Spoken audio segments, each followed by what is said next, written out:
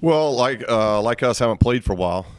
They're coming off about 2 weeks, and we're coming off a week. So neither team's played in a while. They've played a very demanding schedule. I think their first 6 games are on the road, so that doesn't happen very often. So they're road tested. So they're going to come in here road tested, and that's always scary. And we're coming off finals, which that makes it even more scary, and coming off a lopsided defeat. So kind of like we were at Davidson, how do we respond to a lopsided defeat? And last time we responded well. This time we've got the adversity of just dealing with the finals and the papers and everything that goes into what our guys need to be doing academically over the last 6 days. How do they respond now coming back into basketball? Because we've not done a whole lot basketball-wise. It's been intermittent at best, around test and papers and that kind of stuff. So this is going to be it's an energy game, and it's a game that really falls on the players of just how much they're going to put into this, because in the last 6 days it's been pretty much academics. How do you try and keep them fresh, knowing that they are mentally strained just with the schoolwork side of things? Yeah, it's hard, Chris, because it really comes into an experience deal. And unfortunately, we got a lack of experience of handling the end of semester with what all is entailed into that, and then knowing you got a game basically on the bookends of that, BYU and now Texas Southern. So we obviously didn't handle the BYU game. We've done a lot of traveling. It's not an excuse, but we seemed wore down at the BYU game, and they had a lot to do with it. I think it's probably the best team we've played to date. And so they had a lot to do with it, but we just seemed, 2 steps slow in that game. And so I'm anxious to see where our energy level is. That, finals, sometimes when finals become an end, there's an excitement to it. And hopefully that happens with our guys come tomorrow night. Have you noticed them particularly chomping at the bit? Obviously, you have a bad taste in their mouth there. No. No, I haven't sensed that at all. Because I think they're so overwhelmed with just what the finals mean, and especially for athletes and maybe basketball players in particular, and with all the traveling we've done. We missed about 6 days of school going to Davidson and the Paradise Jam. We missed another 2 or 3 days going to Air Force and BYU. So they've missed a lot of class time that they've had to make up just to get to that point, to get into finals. So we know what's been thrown at them from an academic standpoint, but that's all part of it, and it's all part of the culture that we're building here, that these guys are going to understand that where that falls. That's why student comes before athlete. They're not athletic students, they're student athletes. And so we've allowed them that free time. We've given them a lot of time off. The time we've been in the gym have been a lot of individual work. We've stayed away from a lot of the mental stuff like film and that kind of stuff. We haven't done a lot of it. So today will be a good dose of it, and we'll watch film again tonight. We'll get film with them tonight. But we still got about 2 guys, I think, that still has a test even today or tonight. So we really don't finish until sometime mid-tomorrow. So, hopefully the time we get to 7, that energy and that enthusiasm is going to be there. What was the biggest thing you wanted your guys to take away from that BYU loss? Not so much. I told them, I thought the Davidson game was a lot different in that I didn't like how we played. I thought we turned the ball over at a high level. I thought we were careless at both ends of the court. BYU had a different feel to it. We had won 4 or 5 games in a row. I think 5 games in a row going into that, plus a championship and an MTE event. So it had a different feel to it. I told them it's one thing if we're a step slow, 2 steps slow, and we have a bad shooting night, which we did. We had the worst shooting night of our season. That's one thing. I think the thing I was most concerned and most frustrated with is that when we got punched in the second half, early in the second half, where it really went from a 10-point game to a 20-point game, in that period, I didn't like how we fought. And we've got to know that we're going to get punched. And how we handle that is really going to be very, very important, because really in that win streak, the Paradise Jam, Santa Clara, Air Force, we led basically start to finish. Those were 5 games where I think we trailed in a minute of those 5 games. So now all of a sudden we play BYU and we're hardly ever leading. And I didn't think we handled all of a sudden now we're not in the lead. How do we handle when we're behind? And so hopefully that's an experience that we can feed upon, because there's going to be other games we're going to be behind in, obviously, and we got to handle that better. You were about a team's confidence after a game like that, or do you feel like you guys are mature enough to just understand that was one game? It's always a question, especially as an inexperienced group. Chris, I think that's the.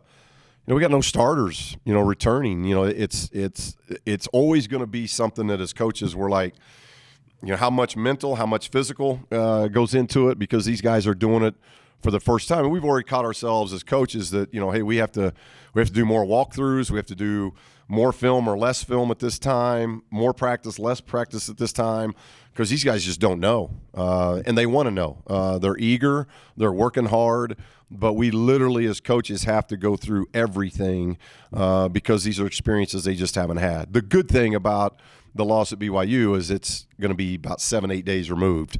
So at least there's been some time go by to where we've had practices, other things have gotten under their mind. I think they've moved on.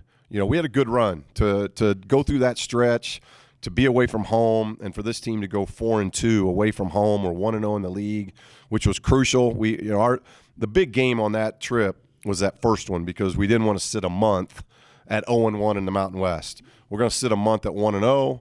We would have liked to have gotten BYU too, but to go 4-2 on that stretch, I told the guys that's good. I just don't like how we didn't fight in the second half against BYU. That's what we got to learn from. So hopefully they're not. That falls into toughness, and that's always a player thing that you got to move on, whether it's a good game, good play, bad play. You got to be able to move on if you're a tough player, and we're always preaching toughness. Just the significance of having a challenging non-conference, especially with so many new pieces and so much to get up to speed. How much does that help you guys grow quicker, and especially once you get to the big ones? Well, we'll find out. We'll find out about that growth here in the coming weeks, and coming months. But I like the schedule. Was this team ready for that kind of schedule? That's the debate. But when you're in the Mountain West, that's the kind of schedule you gotta schedule, and we'll continue to schedule that way. We'll continue to schedule very difficult non-conference games, especially away from home. So those are things you have to do to build your resume, because the first part of it is, can you build a resume that potentially gets you an at-large bid? And that's different, whether you're in a Power 5 school or whether you're here in the Mountain West. Those are different schedule strategies. So I like the strategy of this schedule. It was just very demanding for this team because of the travel. You had a 10-day trip with Davidson and the Paradise Jam, which is difficult, very, very difficult. Then you have about a 6-day trip, because we didn't come home from Air Force because of just the locale of Air Force and BYU. So that I thought that trip got long, and I don't know if it would have helped coming back.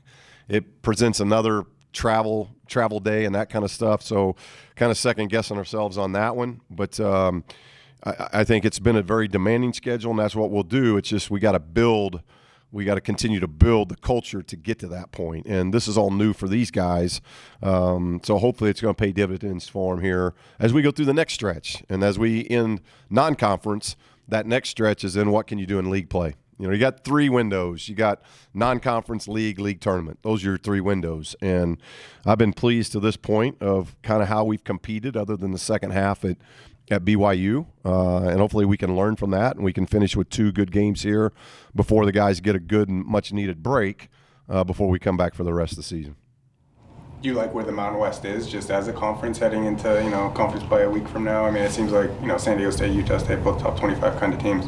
Yeah, I think New Mexico's done a really nice job in the non-league as well. And then I think you've got a lot of teams that there were a lot of question marks, like our team, that some other teams have done well. Colorado State's performed well. Fresno, though record may not indicate it, I think they've done some really good things as well. And there's been some other teams that are battling and coming forward with some stuff that, as you get into league play, Boise's had, I think a good non-conference where they're a dangerous team because they've got some vets and they can really shoot the basketball.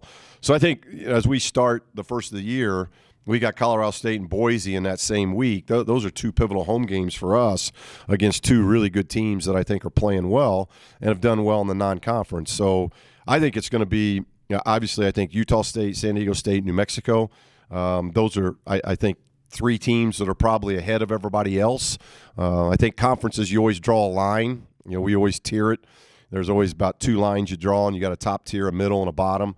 And I think those 3 teams, at least through non-conference, that's the top tier right now. It doesn't mean it's going to end up that way, but going into league play, I think that's where the line's been drawn.